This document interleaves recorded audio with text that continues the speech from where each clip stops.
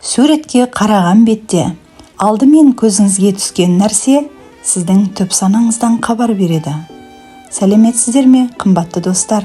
Назарларыңызға психологиялық тест. Мына суретте сіздің көзіңізге ең әуелі не түсті?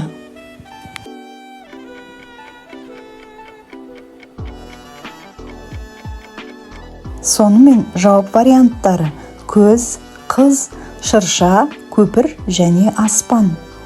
Ең әуелі, егер сіздің көзіңізге бірінші болып көз түскен болса, бұл сіздің аңғарымпаз, сақ әрі байқампаздығыңызды білдіреді. Жаныңыздағы адамдармен болып жатқан нәрселерге көп көңіл бөлесіз. Бұл әрине жақсы қасиет. Сол себепті де көп жағдайда сіз адамдарға сене бермейсіз, күдікшілдікке бейім тұрасыз. Өзіңіз жақсы көретін адамдардың арасында жай ғана демалып рахаттана алмайсыз. Аса күдікшілдігіңізбен көбіне сізді жақсы көретін адамдарды ренжітіп алып жатасыз. Келесі, қыз. Аса еңбекқор адамсыз. Өзіңізге тым қатал, талапшылсыз.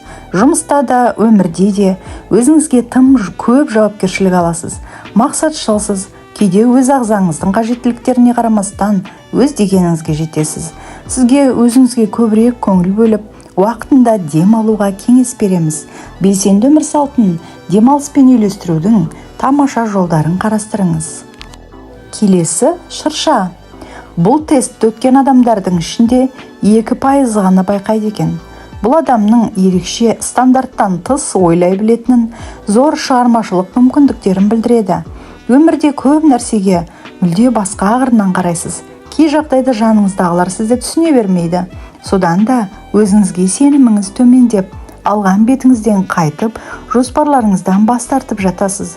Сізге бұлай істемеуге, қашанда өз жолыңызбен жүруге кеңес береміз. Сонда міндетті түрде жетістікке жетесіз. Келесі, көпір. Бұл адам өте көпшіл, көңілді жан. Кез келген ортада, кез келген адаммен тез тіл табыса аласыз. Ортаға жылдам бейімделесіз.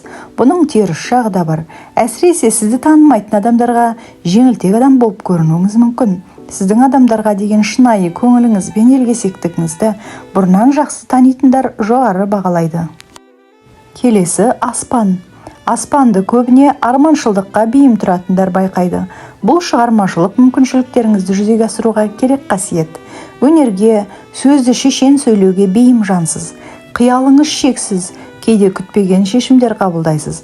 Бұның теріс жағы, үнемдеуді білмейсіз, уақытты жоспарлау мен бюджетті басқаруыңыз қиындау. Жиі кешігіп жүресіз. Тізім құрып үйренуге және тайм-менеджмент бойынша кітаптар оқуға кеңес береміз. Қалай? Жауаптар сізге сәйкес келе ме? Қаншалықты сәйкес? Оны төмендегі комментарий бөлімінде жаза кетіңіз. Егер де біздің каналымызға жазылмаған болсаңыз, тіркеліп және қоңыраушаны баса кетіңіз. Сіздермен бірге болған пайдалы психология арнасы.